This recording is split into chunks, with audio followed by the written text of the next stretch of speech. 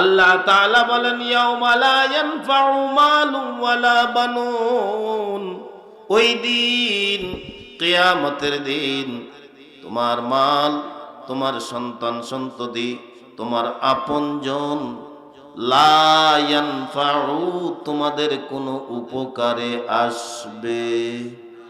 আরো ধীরে বলেন আসবে। তাহলে দুনিয়ার রোগের জন্য দুনিয়ায় চিকিৎসা, দেহের রোগের জন্য চিকিৎসা। এই আমাদের যে কলিজা আছে, কলব আছে, প্রাণ আছে, হৃদয় আছে, আত্মা আছে, এটাও কিন্তু রোগাক্রান্ত হয়ে যায়।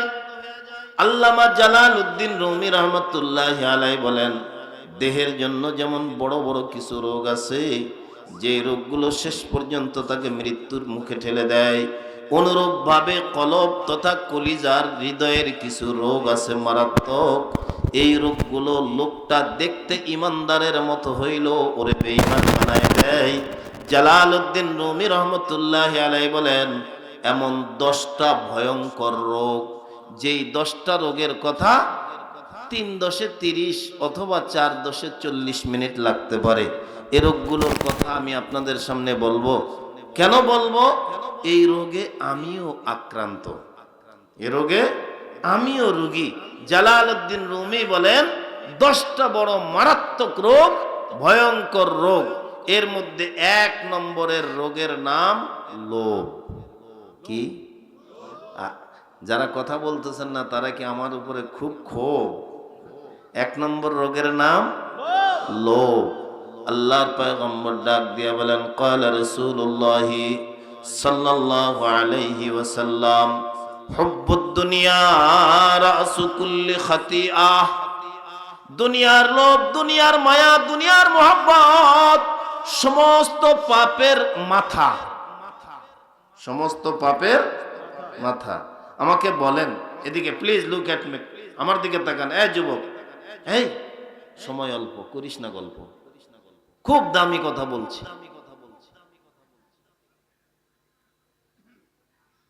1 নম্বর রোগের নাম কি? লোভ। নবী বলেন, হুব্বুদ দুনিয়া রাসু কুল্লি খাতিআহ, সমস্ত পাপের মাথা হলো দুনিয়ার লোভ। আমার দেহে যদি একটা হাত নাও থাকে, আমি চলতে পারবো না? কথা বলেন, পারবো কি না? যদি কারো 2টা পা না থাকে তাও চলতে পারবে, যদি চোখ না থাকে তাও চলতে পারবে, কান না থাকে তাও চলতে পারবে। কিন্তু লোকটার যদি মাথা না থাকে, ও কি বাঁচবে? আরো ধীরে বলেন, বাঁচবে? আল্লাহর পয়গম্বর বলেন, দুনিয়ার লোভ হলো পাপের মাথা। এটার মায়া যার কলিজায় ঢুকবে, দুনিয়া আখিরাত 2 জায়গায় তার শুধু হবে ব্যথা আর ব্যথা। লোভের 2টা দিক। কেমনে বললে যে আমি আপনাদেরকে বোঝাই? এই যে আলো জ্বলতেছে, আলো, আলো যদি নিভে যায় কি হবে? একটু জবান খোলেন। অন্ধকার। এখন রাত চলতেছে, রাত যদি পার হয়ে যায় কি আসবে? দিন।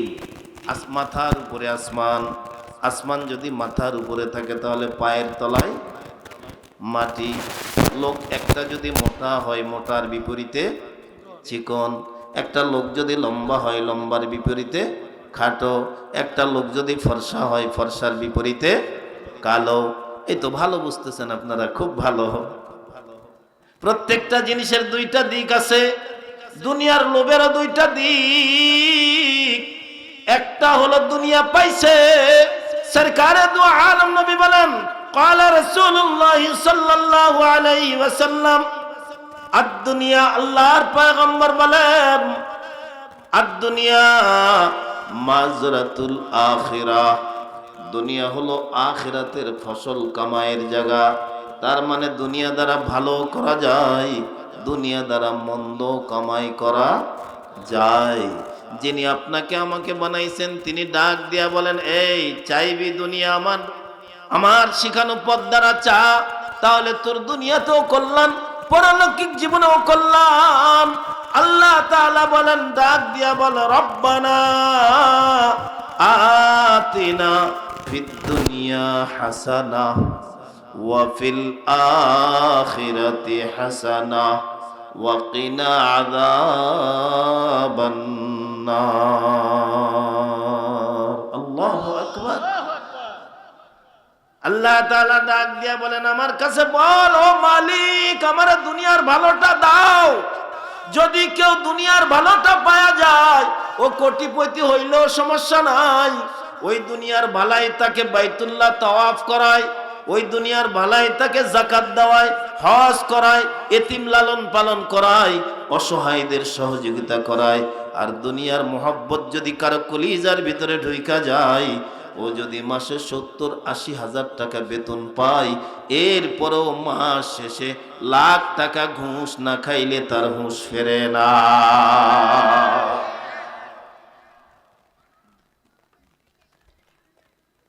কিতাবে এসেছে দুনিয়ার লোকটা হলো বনি ইসরাইলের 3 জন মানুষের মতো। আখিরাতের চিন্তা তার মাথায় থাকে। আরো ধীরে বলেন থাকে। আলোচনা কিন্তু কেবল শুরু হচ্ছে। বড় চমৎকার কথা আজকে আমি আপনাদের শোনাবো, একটু খেয়াল করে শুনবেন। দুনিয়ার লোভ এটা আমাদের কলিজার একটা ভয়ঙ্কর রোগ। এই সারা জিন্দেগি কামাই করে আপনি মারা গেলেন, আপনার কষ্টের কথা ছেলেরা স্মরণ করলো, মেয়ে স্মরণ করলো, বিবি স্মরণ করলো, এলাকার মানুষ স্মরণ করলো, সবাই বলল লোকটা বড় ভালো ছিল, লোকটা বড় ভালো ছিল। এই এক কাজ করো, মরছে যখন এত কষ্ট করে কামাই করে গেছে, ওর সম্পদ থেকে 10,000 টাকা ওর কাফনের ভিতরে ঢুকায় দাও, কাজে লাগবে। দেবে? আরো ধীরে বলেন, দেবে? তার মানে বোঝা যায় এই দুনিয়ার জায়গায় থাকবে। আপনি দুনিয়াকে যত দিবেন কামড়, দুনিয়া বলবে তুই 1 নম্বরের পামর। ও লাথি দিয়ে আপনারে আমারে দুনিয়ার তলায় ঢুকায় দিবে। তবে হ্যাঁ, লোভেরও 2 দিক আছে, একটা মন্দ একটা ভালো। ভালোর দিকটা আমি আপনাদেরকে একটু বলে দেই। আপনার আমার পয়গম্বর সরকারে দু আলম নবী মক্কাতুল মুকাররমায় যখন তাওহীদ আর রিসালাতের দাওয়াত দেওয়া আরম্ভ করলেন, আবু জেহেল, আবু লাহাব, উতবা, শাইবা, ওয়ালিদ ইবনে মুগীরা আপনার আমার নবীর সঙ্গে দিল পাল্লা। রাতের অন্ধকারে নবীর দেহ থেকে কেটে দিতে চাইল নবীজির কাল্লা। আরশের মালিক ডাক দিয়া বলেন, বন্ধু আপনি মদিনায় যান, আমি আল্লাহ আপনার সঙ্গে থাকব। হিজরত করলেন মদিনায়। এই মায়েরা যারা কথা শুনতেছেন গভীর মনোযোগ দিয়া শোনেন। সন্তানের বাপ আপনারা যারা কথা শুনতেছেন দিল দিয়া কথাগুলো শুনবেন। সরকারে দু আলম মদিনার যাত্রী হয়ে গেছেন। মদিনায় আওয়াজ চলে গেছে আখিরি জামানার পয়গম্বর আসতেছে। যদিও এসেছে শেষে, সব পয়গম্বরের শ্রেষ্ঠ বেশে তিনি আমাদের পয়গম্বর। যারা তৌরাতের আলেম, জবুরের আলেম, ইঞ্জিলের আলেম, মদিনার ইহুদিরা পর্যন্ত তাদের নিজের সন্তানদেরকে তালিম দিচ্ছে, বেটা আখিরি জামানার পয়গম্বর মদিনায় আসতেছে। ওই নবীরে ভালোবাসবি তো আল্লাহর ভালোবাসা পেয়ে যাবি। আর আল্লাহর ভালোবাসা যদি পেয়ে যাস, আল্লাহ তাআলা আল্লাহর জান্নাতটা তোরে উপহার দিয়ে দিবে। আপনার আমার পয়গম্বর মদিনায় ঢুকছেন, কোবা পল্লীতে উঠছেন, আবু আয়ুব আনসারীর বাড়িতে পয়গম্বর যখন বাহন থেকে নামছেন, ঠিক ওই রকম রাস্তার দূরত্বে এক বাপের হাত 9-10 বছরের এক বালক ধরে রইছে। আল্লাহর পয়গম্বরকে যখন দেখছেন, ওখান থেকে একটা দৌড় দিয়া সরকারে দু আলম নবী কামলিওয়ালাকে জড়ায় ধরে কিশোর ছেলেটা বলে, উহিব্বুকা ইয়া রাসূলুল্লাহ, ওগো আল্লাহর পয়গম্বর, আমি কিন্তু আপনারে বড় ভালোবাসি। সরকারে দু আলম নবী ডাক দিয়া বলে, হে কিশোর, তুমি আমারে কোনদিন দেখছো? বলে লা ইয়া রাসূলুল্লাহ, ওগো নবী আপনারা দেখি নাই। তাহলে কেমনে ভালোবাসলা? কয় আমার বাবা আমার মা আপনার কথা এত বলছে, এত বলছে, এমনও বলছে বেটা আমি বাপের চাইতেও নবীরে বেশি ভালোবাসবি, আমি মায়ের চেয়েও তো নবীরে বেশি ভালোবাসবি। কারণ সমস্ত নবীর নবী তিনি, সাইয়্যিদুল কওম, নাইনা খাতমুল মুরসালিন। আখেরা মুদবুদে ফখরুল আউয়ালিন, আখেরা মুদবুদে ফখরুল আউয়ালিন। কথা নয় একদম মিছা। আদম থেকে নবী ঈসা সব নবীরা মুহাম্মদের গুণ কীর্তন করেছে। কাজেই আল্লাহর কাছে সব নবীর চাইতে মর্যাদার নবী হলো নবী মুহাম্মদ। আল্লাহর পয়গম্বর বালকের চেহারার দিকে তাকায় রয়েছেন। আল্লাহর নবী ডাক দিয়া বলেন, এই তুমি যেটা বললা আর একবার বলো। ও বলে, উহিব্বুকা ইয়া রাসূলুল্লাহ। ও আল্লাহর নবী, আমি আপনারে ভালোবাসি। আল্লাহর পয়গম্বর ডাক দিয়া কয়, ভালোবাসা এটা মুখে দাবি করার নাম নয়, ভালোবাসা এটা কলিজার বিষয়। কলিজায় যদি কারো ভালোবাসা থাকে তো ওই লোকটার সব কিছু হৃদয় থাকে, হৃদয় থেকে তারে ডাকে। অপরজনকে ডাক দিয়া কই, শোন, এতক্ষণ পর্যন্ত হাইটা আসছি, বড় ক্ষুধা লাগছে, যা চারঘাট বাজার থেকে কিছু খাবার নিয়ে আয়। তো ও মাজারটা একটু ভোদাই, তো ও ডাক দিয়া কয়, আমরাই যাই ওখানে খাই, খাওয়ার পরে এটা ভাগ বাটোয়ারা করে নেই। কয়, তোরে যা বলছি তাই বলবি, কথা বেশি বলবি না। ওরে পাঠাই দিছে খাবার নেওয়ার জন্য। একেবারে সংক্ষিপ্ত করে বলে দেই, ও খাবার নিতে যায় আর মনে মনে চিন্তা করে, এতগুলো স্বর্ণ যদি আমি একাই পেয়ে যাই তাহলে তো আমার বাকি জীবনটা সার্থক। অতএব খাবার নিতে যাইতেছি, খাবার মধ্যে মিশাই দেব বিষ। ওরা খাইলে মুহূর্তে হবে ফিনিশ, আমার হয়ে যাবে সব জিনিস। কথা কয় না, কথা কয় না। ও যখন গেছে, এখন এ ওরে ডাক দিয়া কই, তোরে কথা বলতে মানা করছিলাম, পাগলা কথাকার। স্বর্ণের ইট পাইছি, স্বর্ণের বার পাইছি 4টা, তার মানে তুই 50 আমি 50, তুই 2টা নিবি আমি 2টা নিব। ও যখন আসবে খাবার নিয়ে, ওরে জায়গায় সাইজ করে দেব। এটাই দুনিয়া। দুনিয়া শুধু কামড়া কামড়ি, কামড়া কামড়ি। দুনিয়া দুনিয়ার জায়গায় থাকবে, এক সময় আপনি আর আমি দুনিয়া ছেড়ে চলে যাব। কথা বলেন। ও তো খাবার নিয়ে আসছে, এরা দুইজন ধরে ওরে মারতে মারতে জায়গায় মাইরে ফেলছে। ক্লান্ত শরীর, একজন আরেকজনকে ডাক দিয়া কয়, ক্ষুধা লাগছে, আগে খাই, তারপরে স্বর্ণ নিয়ে বাড়ির যাই। কিছুক্ষণ পর দেখে গেল, খাওয়ার পরে 3টা লাশ জায়গায় পড়ে আছে, স্বর্ণ স্বর্ণের জায়গায় পড়ে আছে। আল্লাহর কসম করে বলছি, এটাই হলো দুনিয়া। এই দুনিয়া যত আপনি কামড় দিয়া ধরে রাখবেন, দুনিয়া আপনারে তত লাঞ্ছিত করবে, তত বেইজ্জত করবে, তত অপমানিত করবে। আল্লাহর পয়গম্বর বলেন, দুনিয়ার লোভ কলিজায় ঢুকানো যাবে না, যাবে না, যাবে না। সমস্ত পাপের মাথা হলো দুনিয়ার লোভ। এটা একটা কলিজার রোগ। এই রোগ থেকে আল্লাহ আমাদের হেফাজত করুক। আর একটু জোরে বলেন। 2 নম্বর, একবারে সংক্ষিপ্ত করে বলে দিই, 2 নম্বর রোগের নাম হলো লম্বা আশা। কি আশা? আর একটু জোরে বলেন, কি আশা? লম্বা আশা। কেমনে বললে যে আমি আপনাদের বুঝাই। বাড়ি 3 তলা করে ফেলছে, এরপরে ছাদের উপরে 1.5 হাত রড লম্বা করে রাখছে, যদি আরো 1 তলা করা যায়। কথা কয় না, কথা কয় না। আমাদের আরবি সাহিত্যের কিতাবে একটা ঘটনা আসছে। 95 বছর বয়সের এক বৃদ্ধ দজলা নদীর পাড়ে দ্বীপ প্রহরের রোদের ভিতরে লাঠি দিয়া পাথর সরাইতেছে। যুবক একটা কাছে গিয়া ডাক দিয়া কয়, দাদা কি করেন? কয়, মাছ মারি। দেখবেন মানুষ যখন হয় বুড়া, শক্তির দিকে হয় কুড়া, কিন্তু মেজাজ এত গরম হয়, মনে হয় দুনিয়া করে ফেলবে গুঁড়া। ডাক দিয়া কয়, কি করে দেখিস না? কহ, আপনি তো পাথর সরাইতেছেন, এই রোদ্রের ভিতরে পাথর সরান যে? বুড়া মুসকে এসে ডাক দিয়া কই, এই দাজলা নদীর পাড়টা আমি সরকার থেকে লিজ নিলাম। কয়, কত বছরের জন্য? কয়, 250 বছর। কত বছর? ডাক দিয়ে কয়, দাদা আপনার বয়স কত? কয়, 95 বছর। যুবক আর কোনো কথা না কইয়া একবারে দৌড় মারছে আপনাদের গ্রাম শিবপুরে, মসজিদের সামনে গিয়া চিৎকার দিয়া কয়, নাই রে নাই, আজরাইল নাই, আজরাইল মইরা গেছে। লোকেরা ডাক দিয়া কই, তুই পাগল হলি? আজরাইল তো মরবে সবার শেষে, তুই কেমনে কস যে আজরাইল মরে গেছে? মসজিদের ইমাম সাহেব এসে ডাক দেখায়, কুদ্দুস কি হয়েছে রে? কই হুজুর আজরাইল মরে গেছে। কই কেমনে বুঝলি?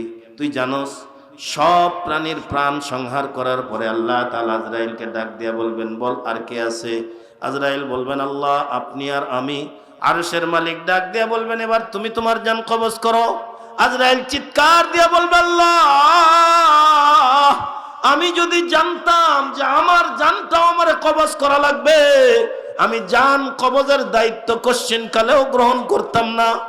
আল্লাহর নির্দেশে সেই দিন সে তার জান কবজ করবে। আহাম্মক তুই বলস যে আজরাইল মইরা গেছে। আজরাইল যদি না মরে হুজুর, তাহলে 95 বছর বয়সের বুড়া 250 বছরের জন্য দাজলা নদীর পার লিজ নেই কেমনে? শুধু ওটা বলতেছি না তো, আপনাদের মনে হয় এই রাজশাহী চারঘাটে নাই? আমার এলাকায় অনেক বুড়া অচল হয়ে গেছে, লাঠি ঢোকা দিয়া চলে। এরপরও বেটাক ডাক দেয়া কয়, আমাদের ওই জমির পাশে কসিমউদ্দিন বলে 5 কাঠা জমি বেচছে রে, ওটা লে লে লে। কথা কন না কেন? কথা কন না কেন?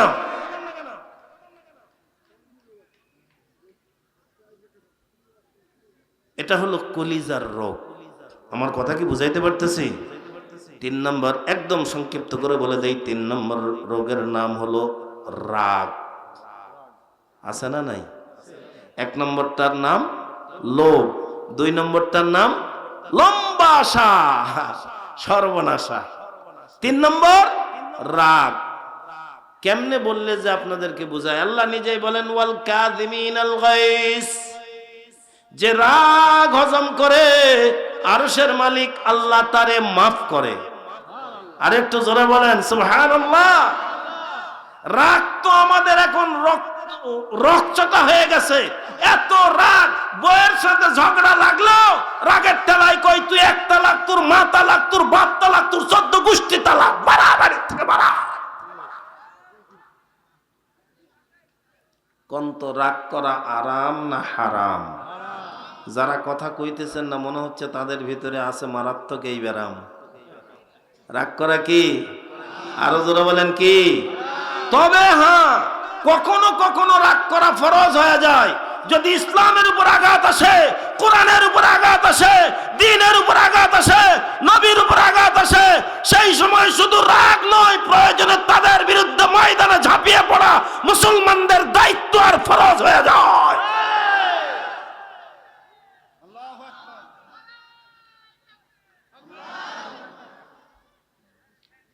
বাপরে, যে জোরে তাকবীর দিলেন গো, কাম সাড়া। আমি একটু দেই চাড়া। লিল্লাহে তাকবীর, নারায়ে তাকবীর। ইসলামের দুশমনেরা নারায়ে তাকবীর। অতএব মনে করো না যে ইসলামের উপর আঘাত আসবে আর মুসলমান চুপ করে থাকবে।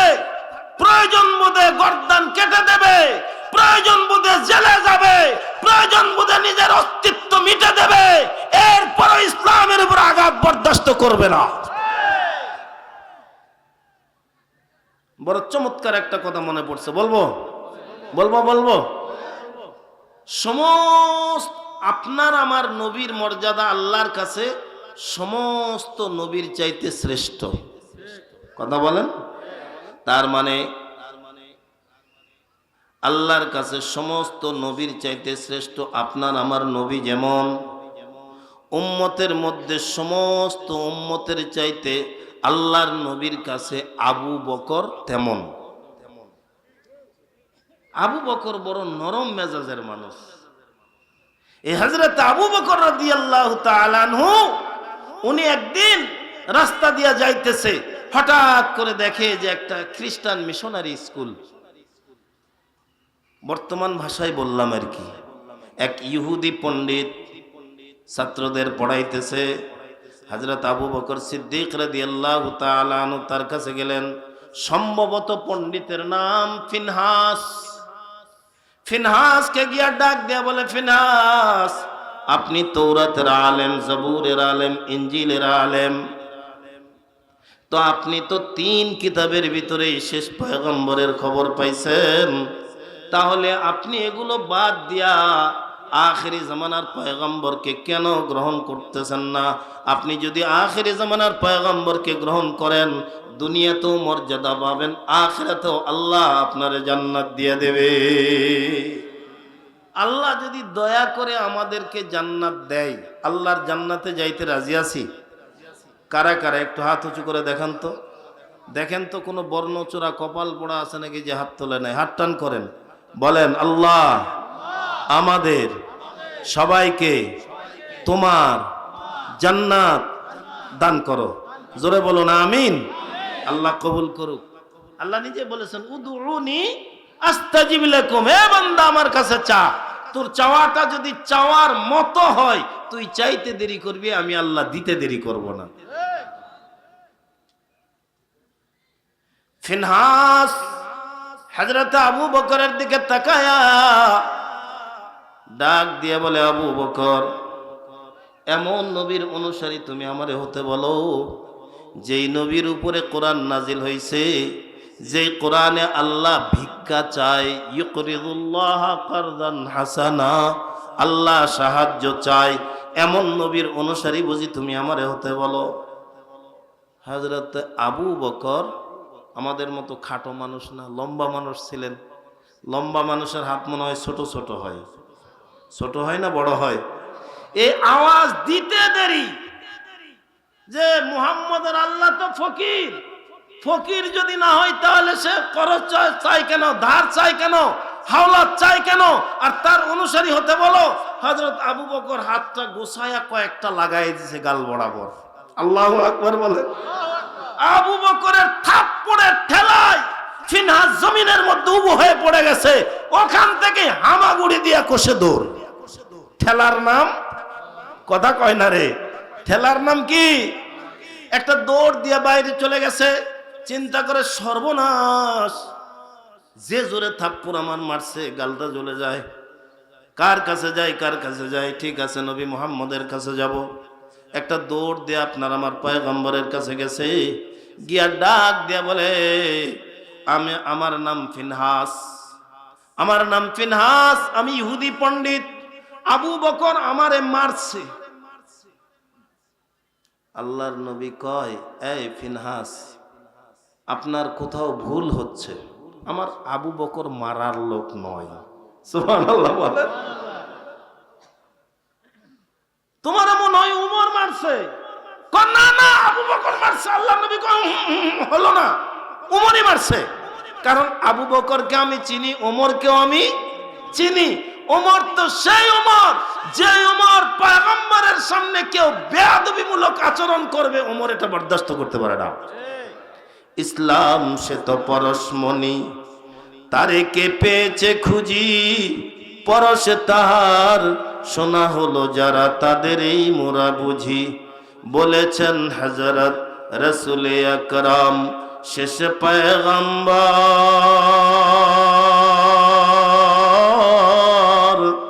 আমার পরে নবী হতো যদি কেউ, ঠিক হতোই সে ওমর। লাউ কানা নবিয়ান বাদি লাকানা উমর। হযরত ওমরের এক ঘটনা আসছে, নবী বলেন যে ওমর যে রাস্তা দিয়ে হেঁটে যায়, শয়তান পর্যন্ত ভয়ে ও রাস্তা মাড়ায় না। সুবহানাল্লাহ। আগামী বছর আরো জোরে বলেন সুবহানাল্লাহ। একদিনের ঘটনা, নবী আলাইহিস সালামকে এক ইহুদি এসে কলার ধরছে, কলার ধরছে, পার্শ্বেই ওমর। হযরত ওমর তলোয়ারটা বের করে গলায় লাগাই দিছে, দিয়া কয়, নবীর পারমিশন যদি নেওয়ার দরকার না হতো, এই কলার ধরার কারণে এতক্ষণ সাইজ করে ফেলতাম। আল্লাহু আকবার বলেন। ইহুদি পণ্ডিত, বিশাল পণ্ডিত, সেই সময়ের এক নম্বর সিরিয়ালে যার নাম, আল্লাহর পয়গম্বরের কলার ধরে ডাক দিয়া কয়, হাশমি গোত্রের লোকগুলো এরকম, হাওলাত নিলে আর দিবার চায় না, আল্লাহর নবী ডাক দিয়া বলেন, এখনো তো সময় আছে, আমি আপনার কাছ থেকে কর্জ নিয়েছি, ঠিক আছে, আপনি তো সেদে আমারে কর্জ দিয়েছেন, এখনো তো নির্ধারিত দিন আসে নাই, দিন আসুক আমি দিয়ে দেব। ও বলে, না, আপনি আমারে দিতে হবে। হযরত ওমর যখন তলোয়ার গর্দানে লাগাই দিয়েছেন, আল্লাহর নবী ডাক দিয়া বলেন, ওমর তলোয়ার নামাও, তোমার কাছে তো মাল আছে, যাও এনে নিয়ে যাও। ধরুন 8 মণ মাল সে পাবে, খেজুর পাবে। আল্লাহর পয়গম্বর তার কাছ থেকে কর্জ নিয়ে অসহায় গরিব মিসকিনদের মধ্যে দান বিলি বটন করে দিয়েছেন। আল্লাহর নবী ডাক দিয়ে বলেন, ওমর 8 মণ খেজুর ওরে দিবা, আর এই যে তুমি ওর সঙ্গে খারাপ আচরণ করলা, গর্দানে তলোয়ার লাগাইলা, এর জন্য আরো 2 মণ, এর জন্য আরো 2 মণ। ওমরের চোখ তো লাল হয়ে গেছে। আল্লাহর নবী ডাক দেয়া বলে, এই যদি এরপরে খারাপ আচরণ আবার করে, আবার 2 মণ। সুবহানাল্লাহ বলবেন না? আবার যদি করে, আবার 2 মণ। ধৈর্য নিয়ে গোডাউনে গেছে। হযরত ওমর 8 মণ খেজুর মাইপা দিছে, এরপরে 2 মণ দিয়া দিছে।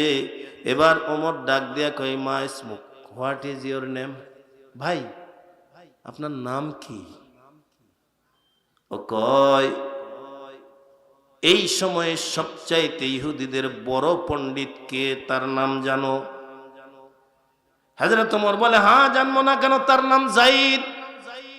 ও বলে, আনা আল্লামা যায়েদ, আমি হলাম আল্লামা যায়েদ। হযরত ওমর চমকে উঠছেন, ডাক দিয়া বলেন, আনতা আল্লামা যায়েদ, আপনি কি সেই আল্লামা যায়েদ, ইহুদিদের সবচাইতে বড় পণ্ডিত, তাওরাতের হাফেজ আপনি? ও বলে, নাম, হ্যাঁ আমি।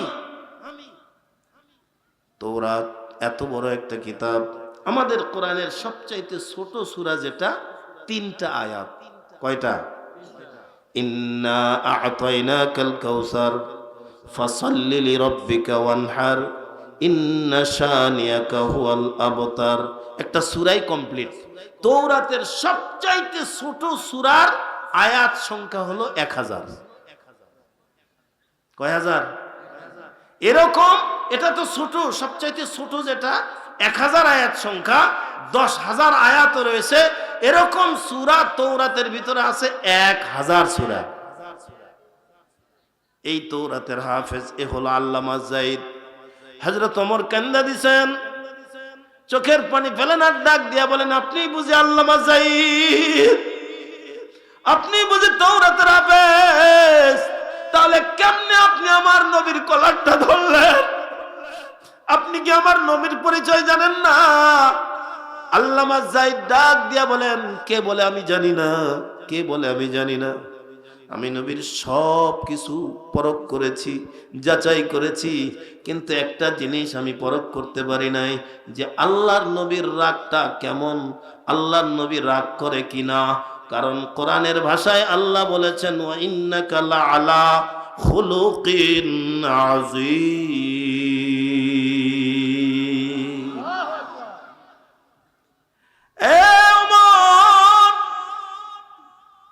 নবী আমার কাছে কর্জ নেই নাই, বরং আমি জেদ করে তারে কর্জ দিছি এই দৃশ্যটা দেখার জন্য। চলো খেজুর নিয়ে চলো, এই সব কিছু আমি আল্লাহর রাস্তায় দান করে দেব। কামলিওয়ালার হাতে হাত দিয়া আমি আল্লামা যায়েদ কলেমা পড়ে মুসলমান হয়ে যাব।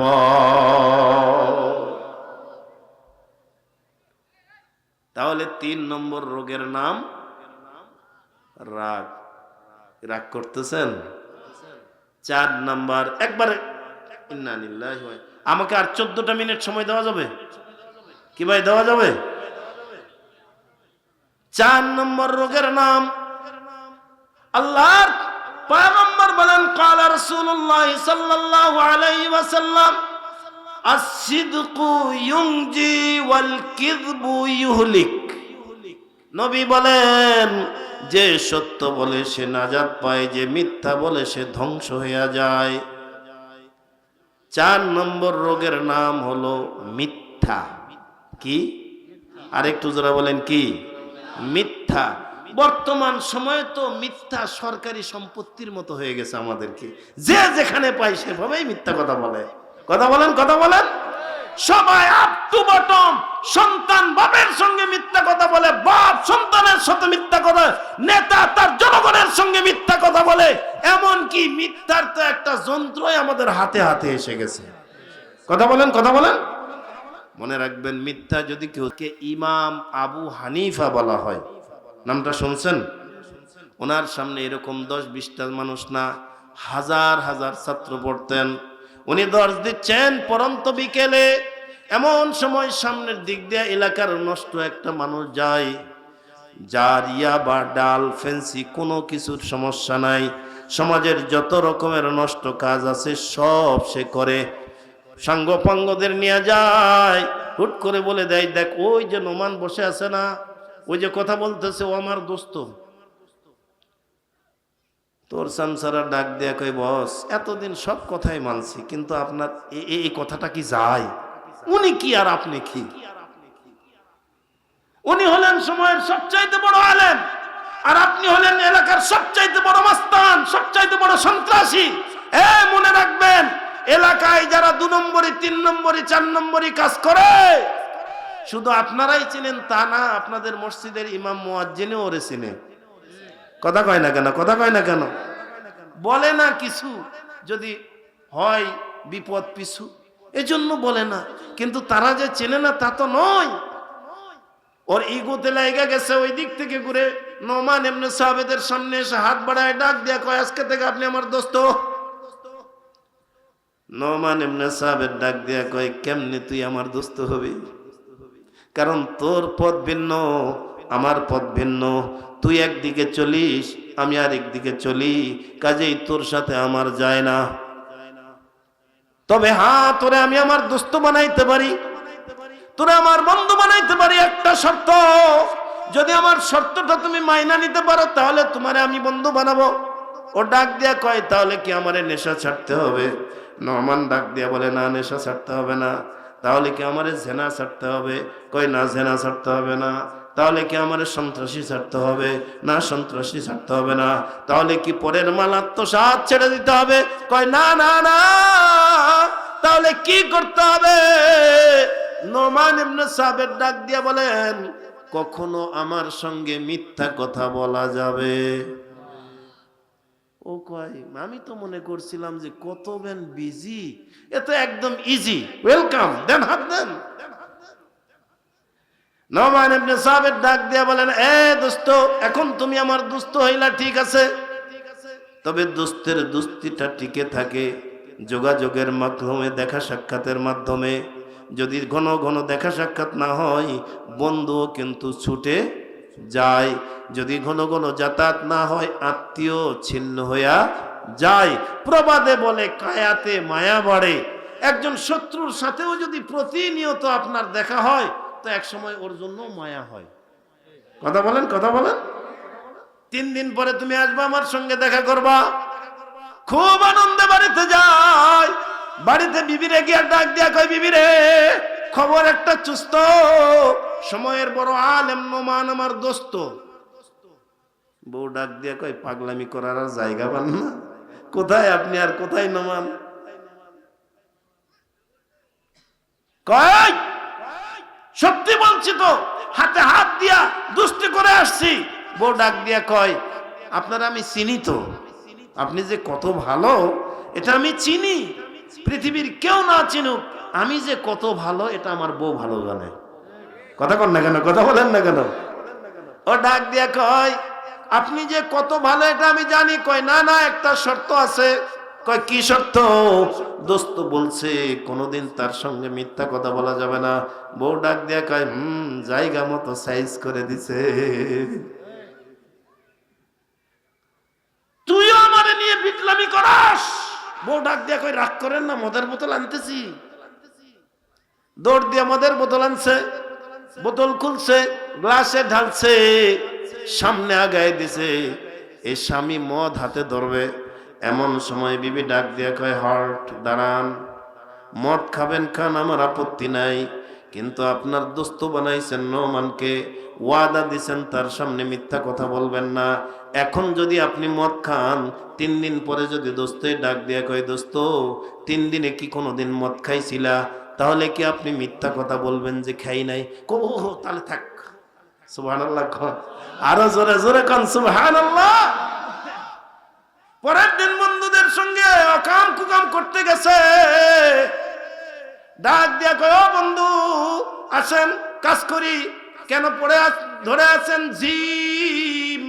বন্ধু ডাক দিয়া কয়, পার হয়ে যাক 3টা দিন। সুবহানাল্লাহ। দিলের ভিতরে লেগে গেছে, কারণ এত বড় মানুষের সামনে গিয়া, হাজার হাজার আলেমের সামনে আমি কেমনে বলবো যে আমি মদ খাইছি? কেমনে বলবো আমি জেনা করছি? কেমনে বলবো পরের আমল আত্মসাৎ করছি?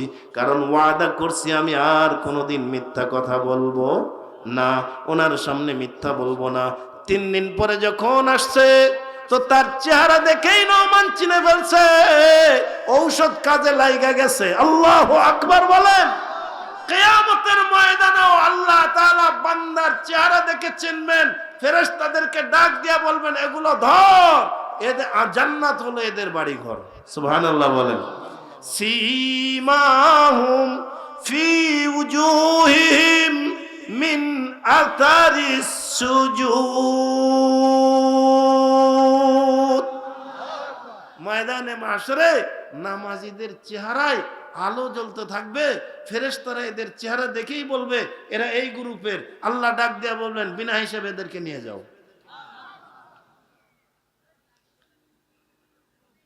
4 কলবের রোগ। এই রোগগুলো থেকে আল্লাহ আমাদের হেফাজত করুক।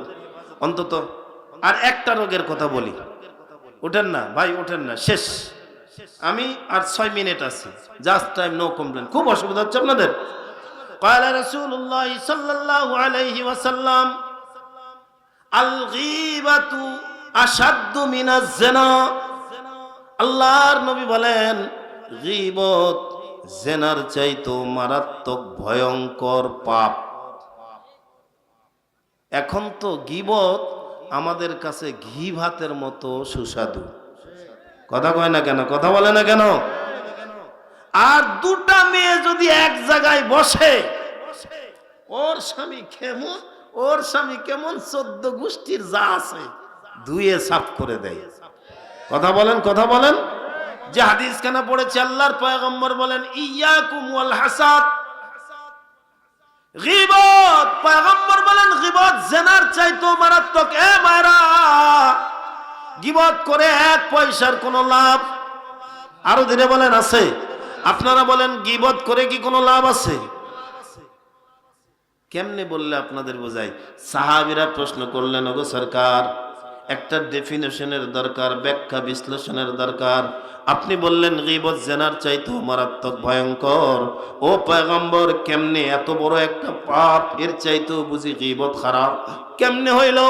সরকারে দু আলম নবী ডাক দিয়ে বলেন, একজন জিনাকার পুরুষ, একজন জিনাকারিনী মহিলা, উভয়ে যদি পাপের প্রতি অনুসূচিত হয়ে আল্লাহ তাআলার দরবারে তওবা করে আর ডাক দিয়ে বলে, আল্লাহ, পাপ কইরা ফেলছি, অপরাধ করে ফেলছি, জীবনে আর কোনোদিন এমন পাপ করব না। চোখের পানি ফেলে বান্দা যদি কান্দে, আরশের মালিক ডাক দিয়া বলেন, লা তাকনাতু মির রাহমাতিল্লাহ, ইন্নাল্লাহ ইয়াগফিরুয যুনুবা জামিআ।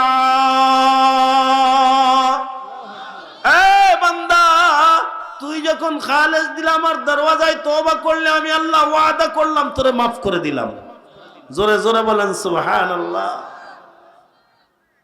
শুধু যে মাফ, বান্দা যদি খালেস দিলে তওবা করে, আল্লাহ শুধু মাফ করে না, ও গুনাহটা বোঝা হিসেবে রাখে না। ইউবাদদিলুল্লাহু সাইয়্যাতিহিম হাসানাত। বান্দার ওই গুনাহটাকে আল্লাহ তাআলা নেকি দ্বারা বদলায়া বান্দার মর্যাদা বাড়ায় দেয়।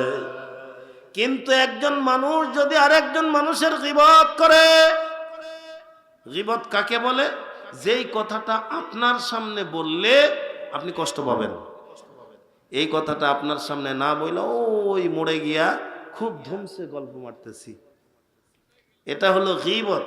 আরেকটা হলো যা আপনি যেটা করেন নাই, আপনার বিরুদ্ধে বলে যাচ্ছে, এটা করে নাই, এটা যখন বলতেছে এটা তো পুরা অপবাদ। এটার নাম তোহমত। আর গীবত হলো যে কথা আপনাকে বললে, মুখের উপরে বললে আপনি কষ্ট পাবেন, মুখের উপরে না কয়ে অন্য জায়গায় বলতেছি। আল্লাহর পয়গম্বর ডাক দিয়া বললেন, জিনাকারী তওবা করলে আল্লাহ মাফ করবে, কিন্তু গীবতকারী যদি তওবা করে আল্লাহ মাফ করবে না। ও গীবতকারী তওবা করতে করতে কান্দা কান্দা যদি কপাল ফাটায়াও ফেল, আল্লাহ মাফ করবে না। কারণ যার গীবত করছে তার কাছে মাফ না নেওয়া পর্যন্ত আল্লাহ তারে মাফ করবে না। আল্লাহ যে পারেন না তা নয়, ইন্নাল্লাহ আলা কুল্লি শাইইন কাদির, আল্লাহ সর্বময় ক্ষমতার অধিকারী। তবে বান্দাকে কিছু অধিকার আল্লাহ দিয়া বান্দার মর্যাদা বাড়ায় দিয়েছেন।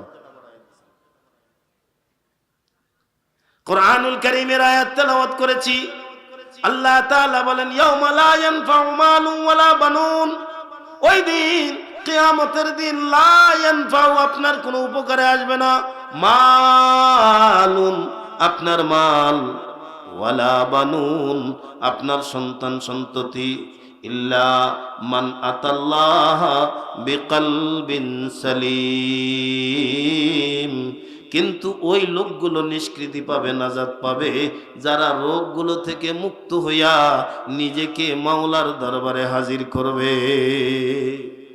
আল্লাহ তাআলা আমাদের সকলকেই এই মারাত্মক রোগগুলো থেকে বেঁচে থাকার তৌফিক দান করুক। আর একটু জোরে বলেন, এই রোগগুলো কি আমাদের ভিতরে আছে? কথা কন না কেন, আছে না নাই? তাহলে এই রোগগুলো থেকে আমাদের দূরে থাকার দরকার আছে না নাই? দরকার যদি থাকে, তাহলে এগুলো থেকে আমরা নিজেরাই নিজেকে সেভ করব। ওই প্রবাদে বলে, কেউ যদি ঘুমে যায় তো তারে ডাক দিলে উঠানো যায়, কিন্তু যে ঘুমের ভান ধরে থাকে তারে জাগানো যায় না। আমার দায়িত্ব আমার কাঁধে, আমার জিম্মাদারি। কে ভাই? কাজেই কিয়ামতের ময়দানে আপনার মাল, আপনার সন্তান সন্ততি কাজে আসবে না যদি আপনি আমি দিল সাফ না করি। তার মানে দুনিয়ায় যদি আপনি মাল পান, দুনিয়ায় যদি আপনি সন্তানের মালিক হন, তাহলে এই সন্তানকে কাজে লাগান, এই মালকে আপনি কাজে লাগান, তো আল্লাহ তাবারকা ওয়া তাআলা সফলতার জীবন আখিরাতে দান করবে। কি আরো ধীরে বলেন, কি? কেমনে বললে যে আপনাদের বুঝাই? হিংসা কারে বলে? অন্যের উন্নতি দেখে যার জ্বলে তারই হিংসা বলে। অন্যের উন্নতি দেখে যার জ্বলে তারে কি বলে? হিংসা বলে। আছে না নাই? আরো ধীরে কোন আছে না নাই? ইয়াকুম ওয়াল হাসাদ, এই হিংসা কি? আল্লাহর পয়গম্বর বলেন, হিংসা এমন একটা মারাত্মক রোগ, ইয়াকুলুল হাসানাত, হিংসা করলে তার জিন্দেগির নেক আমলগুলো খায়া ফেলে হিংসায়। কামা তাকুলুন নারুল হাতাব, আল্লাহর পয়গম্বর বলেন, আগুন যেমন স্তূপকৃত খড়িকে জ্বালায়া ছাই করে দেয়, হিংসাও ঠিক তেমন বান্দার নেক আমল বরবাদ করে দেয়। আল্লাহ তাবারকা ওয়া তাআলা হিংসা থেকেও আমাদেরকে হেফাজত করুক। আর একটু জোরে বলেন আমিন। হিংসা করে কোনো লাভ নাই, হিংসা করে কোনো লাভ নাই। উন্নতি অবনতির মালিক কে? আরো ধীরে বলেন, কে? আপনি চিন্তা করতে পারেন, একটা চার্জারওয়ালা দিনে খেয়ে দেয়ে খরচ বরচ বাদ দিয়া সর্বনিম্ন 1000 টাকা কামাই করে। কথা কন? তার মানে লোকটার মাসের কামাই 30,000। মাসে যদি 30,000 টাকা কামাই হয়, বছরে কত টাকা হবে? 5 বছরে কত হবে? উন্নতি যদি তার পায়ের মধ্যে আর গাড়ির মধ্যে থাকতো, তাহলে দেখা যেত চার্জারওয়ালা 10 বছর পর প্রাইভেট কারওয়ালা হয়ে যাইতো। কিন্তু 10 বছর পরেও দেখা যায় তার আগেই ছিল ঘর চাঙ্গা, 10 বছর পর টিন ফুটা ঘর ভাঙ্গা ভাঙ্গা। হিংসা করে কোনো লাভ নাই। আল্লাহ তাবারকা ওয়া তাআলা এই মারাত্মক রোগ থেকে আমাদেরকে হেফাজত করুক। শেষ কথা, মন করা যাবে না কষ্টা। আমার হাতের দিকে তাকান তো, আঙ্গুল কয়টা? একটু উঁচু করে দিক আপনাদের জবান স্রষ্টা। আঙ্গুল কয়টা? 10টা। পয়গম্বর বলেন তিলকা আশারাতুন কামিলা। আল্লাহর নবী বলেন 10 পূর্ণাঙ্গ শব্দ। নবী বলেন আবু বকর জান্নাতি, ওমর জান্নাতি, ওসমান জান্নাতি, আলী জান্নাতি, তলহা জান্নাতি, উবাইদাহ ইবনুল জাররাহ জান্নাতি। নাম বলতে বলতে নবী 10 সাহাবীর নাম বলেন এরা সবাই জান্নাতি। 10 জন সাহাবীর সঙ্গে মিল রেখে আমি আপনাদের বিরক্ত করব না। 10টা মানুষ শুধু এই কোরআনী কারখানার জন্য মুনাজাতের আগ মুহূর্তে, আমি একজন মুসাফির মানুষ, এ দুটো হাত বারবার আগেও বলেছি, কাবার কিনারায়, আরাফা, মিনা, মুজদালিফায়, মাকাম ইব্রাহিম, রিয়াজুল জান্নায় বসে চোখের পানি ফেলে মাওলার দরবারে কেঁদেছি।